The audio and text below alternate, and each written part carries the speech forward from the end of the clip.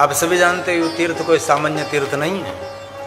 ये तीर्थ पूरे भारत देश का प्राण है, जिनको तीर्थराज प्रयाग कहते हैं। सभी तीर्थों के राजा हैं। ये कोई सामान्य तीर्थ नहीं है, हम सभी जानते हैं। और इस तीर्थ के अधिष्ठाता भगवान विष्णु है, जो माधव नाम से प्रसिद्ध है। सभी तीर्थों के अलग अलग देवता रहते हैं। बहुत सारे तीर्थों के देवता भगवान शिव हैं, बहुत सारे तीर्थों के देवता शिवानी हैं। और इस तीर्थ की विशेषता है, यहाँ भगवान विष्णु का अधिष्ठान है, ये प्रधान है यहाँ। और यहाँ माधव नाम से प्रसिद्ध है, जिनको माधव क्षेत्र भी कहते हैं। यहाँ वेणे माधव भी हैं, जो प्रमुख माधव हैं। यहाँ शंख माधव भी हैं, और मनोहर माधव भी हैं, और आदि माधव भी हैं। ये ऋषि मुनियों की सुंदर तपस्थली है। हम सभी जानते हैं यहाँ 12 साल में एक बार महाकुंभ का आयोजन रहता है। और इस समय तो बहुत सारे पूरे भारतवर्ष में से साधु संत महापुरुष अपने जीवन के हित के लिए, अपने कल्याण के लिए यहाँ प्रयागराज आते हैं। और 6 साल में अर्धकुंभ का आयोजन किया जाता है। और विशेष प्रकार से यहाँ माघ मास में 1 महीने तक लगातार प्रयाग तीर्थ में त्रिवेणी में स्नान करने की महिमा है। 1 महीने तक मेला लगता है यहाँ। और यहाँ गंगा, यमुना और माता सरस्वती का सुंदर संगम है, जिनको त्रिवेणी कहते हैं। कोई 2 नदी मिलती है, उसको संगम कहते हैं, उसको भी प्रयाग कहा जाता है। और जहां 3 नदी मिलती है, उसको त्रिवेणी कहते हैं। हमारे भारतवर्ष में पंच प्रयाग की एक विशेष महिमा है।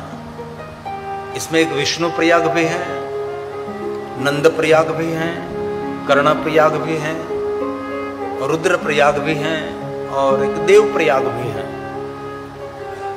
लेकिन ये त्रिवेणी सभी तीर्थों में श्रेष्ठ है। ये त्रिवेणी प्रयागराज की राजधानी है, ये उसका सिंहासन है। इसीलिए जिन स्थान पर हम बैठे हैं, इस स्थान कोई सामान्य स्थान नहीं है। और बहुत मैंने प्रयाग तीर्थ के बारे में पढ़ा, सुना। लेकिन जब एक कथा लिखी गई, जब एक कथा कही गई, तब तो यहाँ पूरा जंगल था, दिव्य स्थान था, ऋषि मुनियों की सुंदर तपस्थली थी, ऋषि मुनियों की साधना स्थली थी। तब सीमेंट कंक्रीट के जंगल नहीं थे। भगवान राम जब अयोध्या को छोड़कर अपने पिता के आज्ञा का अनुसरण करते हुए जब वन यात्रा का प्रारंभ किया, तो भारद्वाज ऋषि के पास पधारे थे। और रात को हम भारद्वाज आश्रम में भी गए, और बहुत सारा आश्रम में। लेकिन यहाँ थोड़ा सा इस शहर का विकास हो रहा है, इसलिए बहुत सारे रास्ते खोदे हुए हैं। महाकुंभ की तैयारी हो रही है। लेटे हुए हनुमान जी के पास भी मैं रात में गया। लेकिन अब थोड़ी थोड़ी व्यवस्था शुरू हो रही है। उदासीन अखाड़े में भी मैं गया रात में। लेकिन जब कथा लिखी गई तब की यहाँ की व्यवस्था और अभी वर्तमान में व्यवस्था बहुत सारा डिफरेंट लगता है, बहुत सारा बदलाव लगता है। लेकिन भगवान को प्रार्थना करें, आने वाले समय में ये प्रयाग तीर्थराज प्रयाग की कुछ व्यवस्था अलग हो। ये राजा है तभी तीर्थों के, तो राजा है तो उसके सैनिक कौन है? ये लेटे हुए हनुमान है, जो त्रिवेणी संगम पर है ना, अभी जो टेलीविजन में आप देख रहे हैं। ये प्रयाग तीर्थ राजा है, तो उसका सैनिक गण कौन है? तो हम सीधी बात समझ सकते हैं कि जितने तीर्थ है भारतवर्ष में, ये सभी तीर्थ उसके सैनिक हैं, उसकी सेना है। छोटे मोटे जितने तीर्थ है सभी तीर्थ। ये प्रयाग जो राजा है तो उसका वो उसकी सेना है, सभी तीर्थ। तो सेना का स्वभाव क्या है? कलुष को दूर करना, जीवन के हमारे कलेश जहां उसके दूर करना, उस सेना का एक स्वभाव है।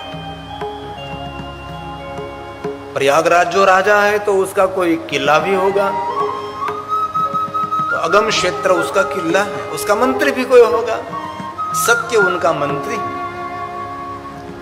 प्रयाग जो राजा है तो रानी का नाम श्रद्धा है, और उसका सखा कौन है? तो के वेणी माधव प्रयागराज का सखा भी है। और राजा है तो उसका भंडार भी है, तो उसके पास भंडार क्या है? जो धर्म अर्थ काम और मोक्ष, इस राजा का भंडार है। तो ऐसा अगम क्षेत्र उसका किला है, तो इस किले में कौन नहीं आ सकता? जिनका हृदय मलिन है वो किले में प्रवेश नहीं कर सकता, उसको रोकता है। कौन रोकता है? जो सिंहासन बैठा हुआ त्रिवेणी के संगम पर, जो प्रयागराज है। तो राजा है तो उसके पर छत्र रहता है, उसका छत्र कौन है? अक्षय वट है, ये राजा का छत्र है। तो राजा है तो उसके पर छमर लगते हैं। सीता सतयत्त तरंग सामर है, सामर है। सफेद तरंग गंगा जी के हैं और श्याम तरंग यमुना के जी हैं। पद्म पुराण में विशेष प्रकार से प्रयाग तीर्थ में कहा है।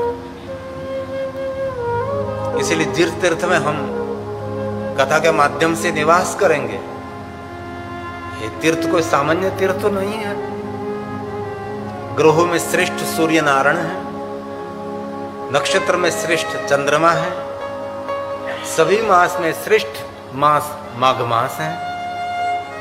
तो तीर्थों में श्रेष्ठ कौन है? ये प्रयाग तीर्थ है। भारत देश में जितने तीर्थ है सभी तीर्थों में श्रेष्ठ तीर्थ तो ये प्रयागराज है।